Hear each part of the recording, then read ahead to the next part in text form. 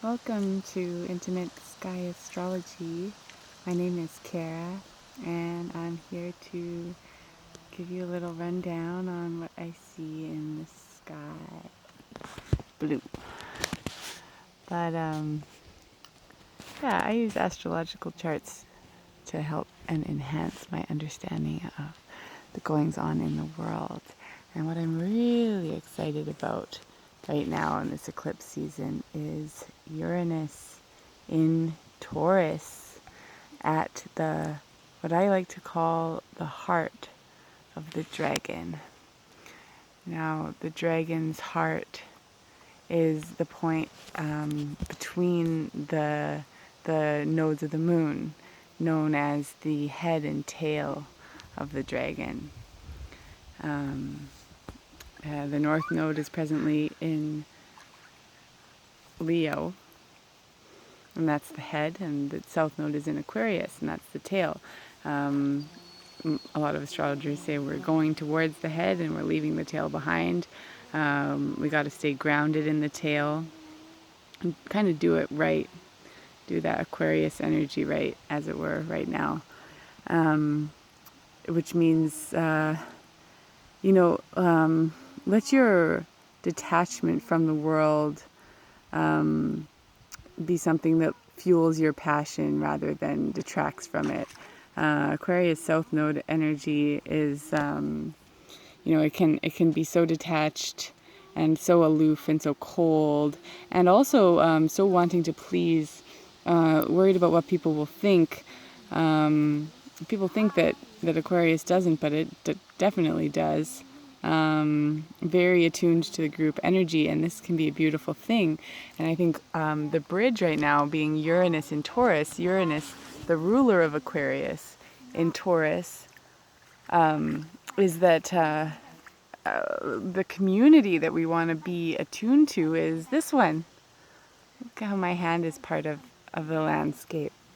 Like how we can be part of the earth and lend our unique leonine heart energy to what's going on and play and run and jump and hello Thor, and be part of this beautiful place that we live in. So I'm following the deer tracks. Thor's coming along with me, and Uranus in Taurus. To me, Uranus is about the non-linear, the genius that runs through everything, through the whole of creation, through all of life. Through it's our consciousness, it's the heavenly Father, the expansive genius, and then so Uranus in Western mythology is the father of Saturn, is the grandfather of Demeter, is related to all of these deities, and it is Gaia who is their mother, and Taurus is the earth sign most frequently attributed to Gaia, pure Gaia energy. So Uranus in Taurus, I've been saying, is like their sacred marriage. Heaven and earth and humans are one. That is a mantra. Chen Di Ren He Yi is how one would say it in China. My friend, I don't know him personally, but I've read his books. You know, you feel like people whose books you've read are your friend. His name's Durgang Shah. I'm not sure if I'm saying that right, but he says that mantra is really wonderful. Qian Di Ren He Yi, heaven, earth, humans are one. Is really a potent meditation mantra thing for healing, for coming into balance, for understanding union and oneness consciousness. And actually, when we talk about this, I'm even noticing when I write about it, the earth responds. So saying mantras out loud is quite powerful. The trees and the wind seem to hear me. The earth appreciates everything that we do, every connection we make. And when we make this connection, this is life, like right here in this now moment. That's Leo. This is the sacred play, the drama, the stage and the actors, these and me and all together. There's nothing happens in a vacuum. We're all connected. And these things that we take for granted, the Taurian things, the actual matter of the earth is sacred, is amazing. And with Uranus there, we can really be surprised by how much love there is for the earth in our minds and in our consciousness. So I'm really urging folks to tap into this energy because it's here right now. Like, we're in it. And this eclipse season, I mean, I can't think of any more potent influence on an eclipse season than a planet square the nodes, square the lunations. And that's what Uranus is doing for this eclipse season. So it's a big focus for me. Of course, Saturn and Pluto are in Capricorn, the third of the earth signs, which means that we are really focusing on, well, we need to be paying attention, and we're feeling the weight and the depth and the gravity of what we've done to the earth, what's going on with the earth. And for me, I mean, I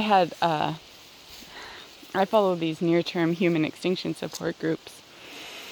And I finally figured out that maybe things aren't as bad as some people are making it sound like. Those people who go, ha ha, nobody knows, but the world's ending, suckers. They don't actually do that. They believe that it's true. And on some level, I have for a while too. And it became such that I really, really believed that the world was ending, that specifically like the Arctic sea ice melting would mean that, and that could happen very soon, would mean that we would have an exponential increase in temperature on Earth. The methane would start to release from the frozen trapped gas, etc., etc. But now I'm seeing that maybe the patterns aren't as dire as I thought. Maybe we have a bit more time. But having gone to that place, crying for my child and myself and all of the people who aren't going to get to live their lives and all of the creatures, it's just a huge mourning. But on the other, I'm a Scorpio, so I go to that death place, and then when I emerge from it, I have this new zest for life. And so now I'm like, well, if we aren't totally screwed, if there is still hope for changing it, what can I do? What am I going to do? And these are all Saturn, Pluto, and Capricorn things to me, especially along with Uranus and Taurus. And then we're moving with the North Node going into Cancer later this year, and this first eclipse happening in Cancer, of course, sort of preparing us for that. So moving from Aquarius and Capricorn, moving from the transpersonal to the personal, what can we do? We're no longer the passive audience here. We are the actors. It is us that has to make the change. No one else is going to do it for us. I mean, we can do it together. We can do that Aquarius South Node really well. We're all one. Right? Everything's a-okay. Don't worry, but stay engaged with your heart center. We can do this. We can heal our ancestral wounds. We can honor our ancestors. As I wrote in my recent article, the past and the present and the future are not separate. They're part of the illusion of separation. The fact is that the past is still alive and very relevant, and not only influencing this present moment, but like having a kind of a life of its own. And the beings that lived in the past are present, and they are future. And the future is wound together with the past. These are all things that I think Uranus understands very well. Uranus rules astrology. Astrology allows us to look at any moment in time, center it in our consciousness, and yeah, so everything is now, and the prayers you make and the things you do matter. I have a friend who says, everything matters, but nothing is important. And that's a good one for keeping the Leo North Node part balanced, because you can't let your North Node run away with you too much, that dragon head goal, because you center into the heart, Scorpio and Taurus, like the simple, the humble, and the depth of connection Jupiter is showing us still, and Jupiter will be going into Sag, so I feel like that will really help us with connecting with ancestral wisdoms and teachings and stuff, along with the Capricorn energy that we have going on. So just want to do a prayer for the earth and with the earth and with you. So as we breathe in, we're breathing in the air that the plants have made. As we breathe out, we're feeding them. Every breath we take, we are connecting with all of creation and specific aspects of it too, but it's all the air element, and that's Uranus. Inspiration, the meaning of inspiration is breathing in, right? If we're inspired, we're breathing in that cosmic energy, prana, from all around us. My daughter at the pond. And so I invite you to breathe and feel your body and feel your groundedness and feel the lift and the light and the consciousness and the energy and the thought of your body. What's your body inspired by? What does your body want to do? My body wants to lay belly down right now, so I'm going to lay belly down. And I hope that you have the opportunity to do things like this too, and just put my belly on the ground. Oh, just ask my body and said, please just belly to the earth here. So I did that. And now I can breathe the earth, and I see the little rocks and bugs, and it never gets boring. The earth, it just gets more and more interesting. These tiny little grains of sand. Tiny little insects. Of course, my Mercury is, or transiting Mercury is in Leo right now. So, like, this is beautiful. It's a beautiful show. Venus is at 29 Leo. It's really time to, and I'm tapping into it, I think, with this video, feel up the show. And beautiful flowers. And then it's moving into Virgo. And no matter what people say about any planetary placement, there's great beauty with Venus in Virgo. It's going to be a really good time to get organized, get focused, get interested in how is this actually going to play out? What are our action steps here? Which I need some action steps, and I'm inspired to do some things, but I know I need to put in place the things that need to happen for that to actually work. Hello, Thor. Like a boy. So, and I believe the moon's in Gemini. So, then we'll be moving into Cancer, and we're going to have the first of our eclipses. It's going to be amazing. It's going to be opposite Pluto in Capricorn. The last one was aligned with Saturn. We've got it's been intense, especially the last week of June, this last full moon, and now we're winding down into a new moon aligned with Pluto in the eclipses, and it's really time of taking stock of that Capricorn energy. What have we done? What have we been doing? What are our leaders doing? What kind of a mess are we in? And how can we address that in practical ways and take responsibility for our own actions within our families, with our children? How can we teach them what we truly want them to know? And that might mean rearranging a lot of things in your life. That might mean just doing one simple thing a day, a little meditation, a little connection with nature. Every little bit counts and every moment matters. And the inner child in you, do what is going to nurture that inner child, that Leo North Node. Have a beautiful, beautiful moment with yourself. Have a beautiful day today. I feel like kissing the phone and that flower, so here we go. Mwah. I hope that was okay. And thank you for being together with me on this journey. It's an honor to share with you, and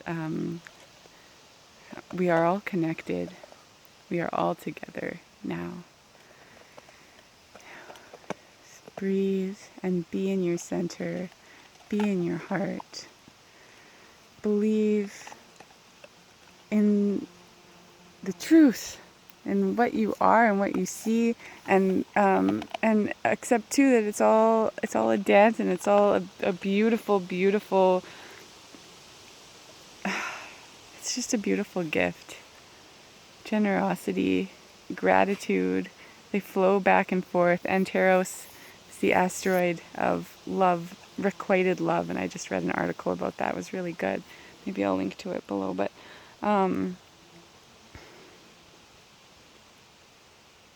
when we give the earth love, the earth gives us back love. When we give anything love, my Thor here, when I pet him and I feel the love flowing from my fingertips and he kisses me, he can sense it. Everything can sense it. Hey, Thor? Oh, that good boy. Yeah. Hey, buddy. Right now he's busy chewing something. So we got to pay attention to what people actually are into and need at that moment. Hey, he's coming closer. Oh, Thor. You're a good boy.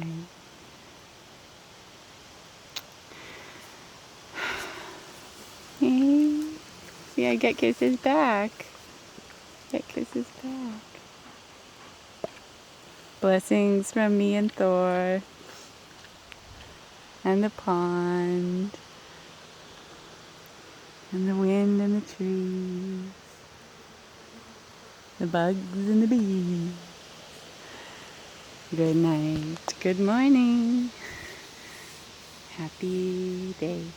See you again soon. So much love. Bye.